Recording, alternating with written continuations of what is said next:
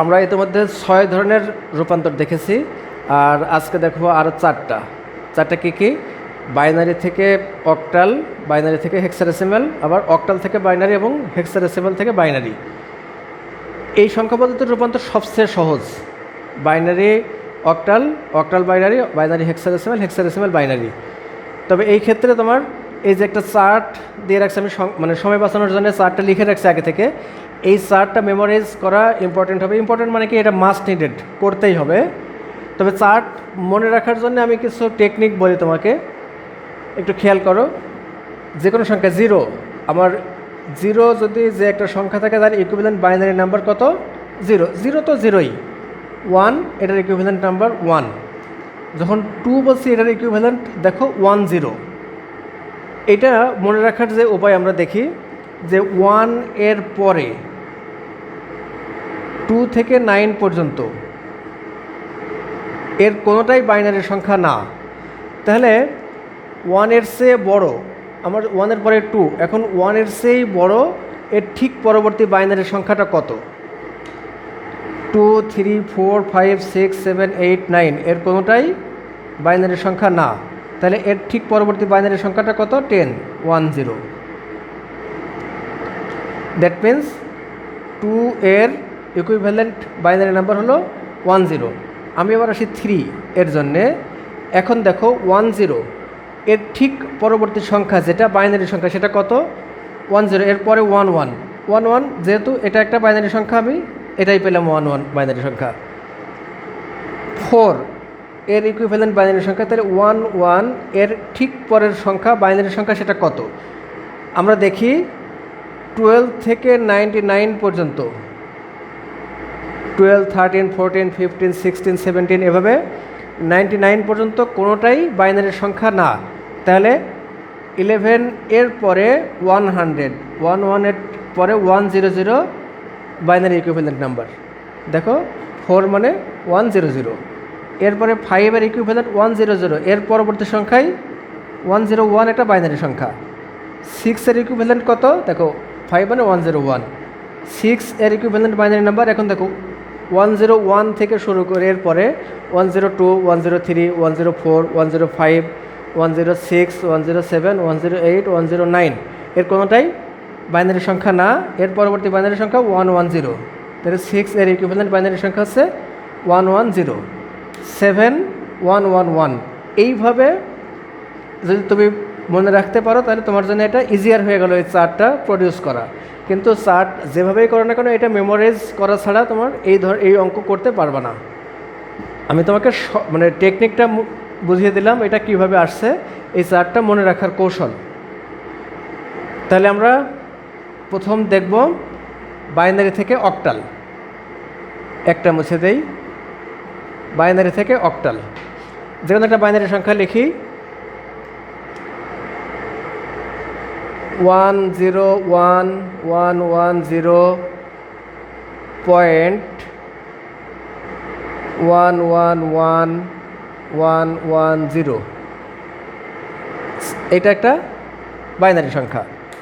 এই বাইনারি সংখ্যাকে যখন আমি অক্টালে কনভার্ট করব,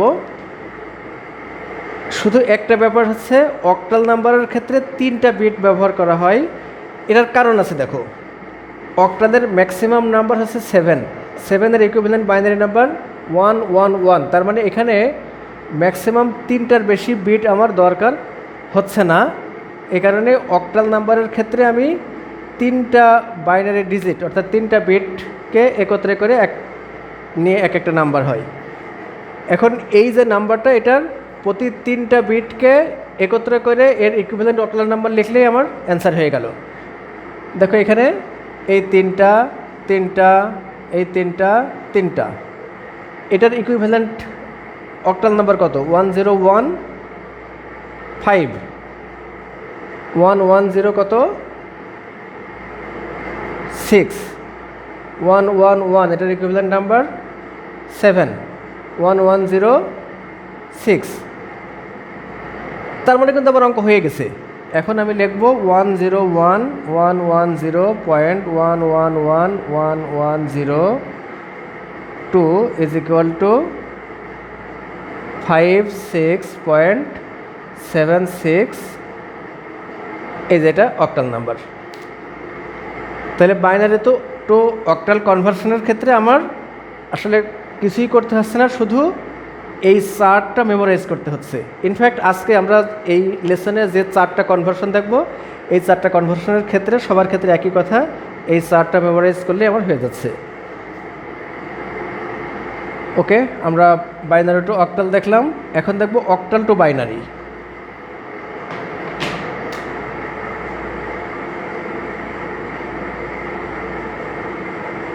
octal two binary, octal two binary same ব্যাপার। আমরা যে নাম্বারগুলো লিখব সেই নাম্বারের ইকুইভ্যালেন্ট বাইনারি নাম্বারটা লিখতে হবে। তবে একটা বিষয়, সেটা 3 বিট পূর্ণ করার জন্যে কখনো কখনো আমার 0 অ্যাড করতে হতে পারে। আমি একটা এক্সাম্পল লিখলেই তোমরা ক্লিয়ার হয়ে যাবা। লিখি 27.56 এক্সাম্পল। আমি যেটা একটা ছোট সংখ্যা দিয়ে লিখি আমাদের অঙ্কটা যেন তাড়াতাড়ি হয়, সেজন্যে এতকে বাইনারি সংখ্যায় রূপান্তর।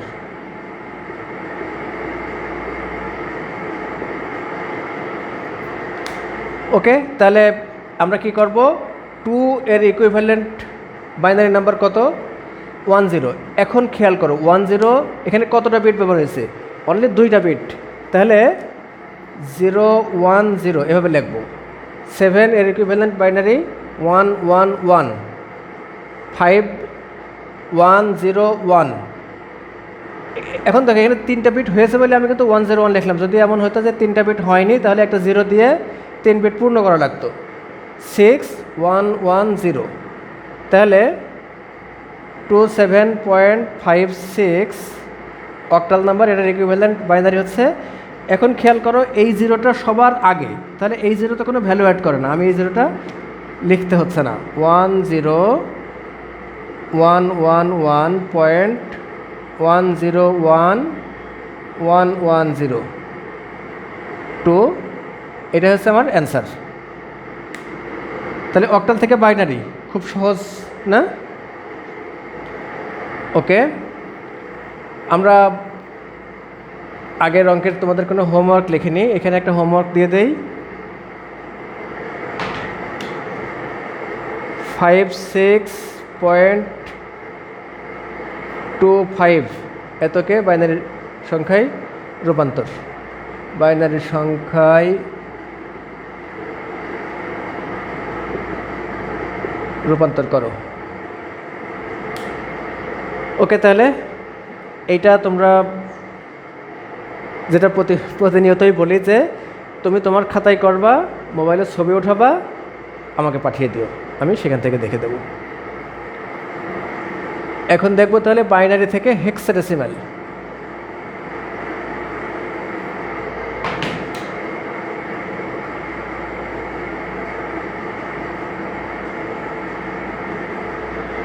বাইনারি থেকে হেক্সাডেসিমাল, এই ক্ষেত্রে আমার আগের যে আমরা উদাহরণ দেখেছিলাম, মানে বাইনারি থেকে অক্টাল যেটা করছিলাম সেখানে 3 বিট করে ধরছিলাম, আর এখানে করবো আমরা 4 বিট করে।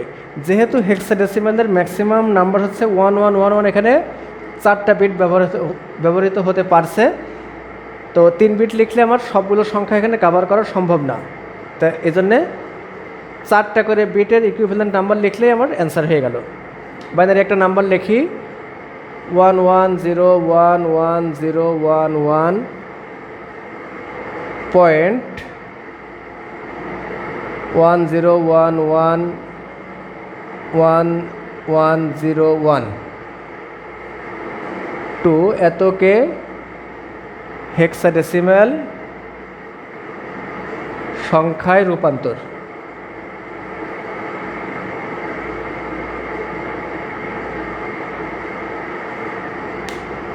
এইবার আমরা নিচের অংশটা একটু লিখে মুছে দেই,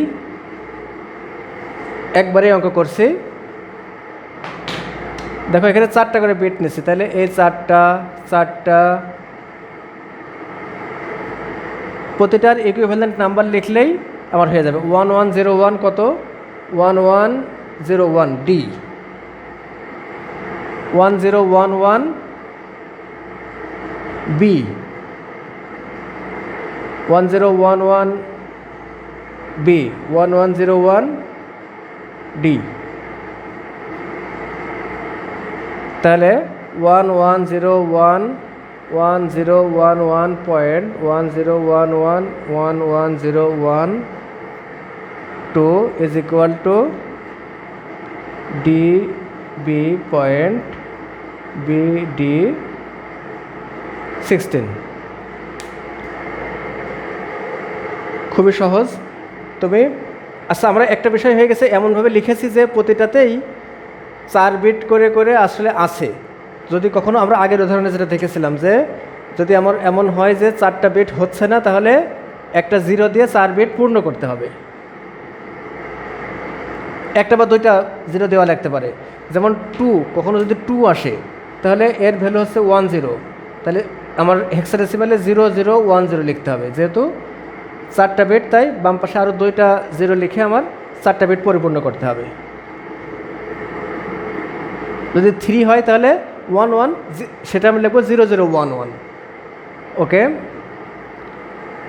আমরা ফাইনালি দেখব হেক্সাডেসিমাল থেকে বাইনারি।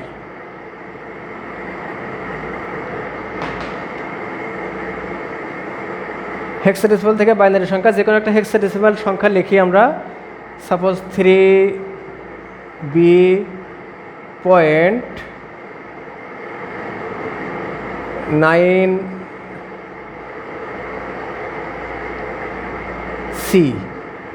আমি কোনো রকম কোনো চিন্তা না করে একটা সংখ্যা লিখছি। তোমরাও এরকম মনে যে কোনো একটা সংখ্যা আসবে, সেই সংখ্যাটা লিখবা, সেটাকে কনভার্ট করবা।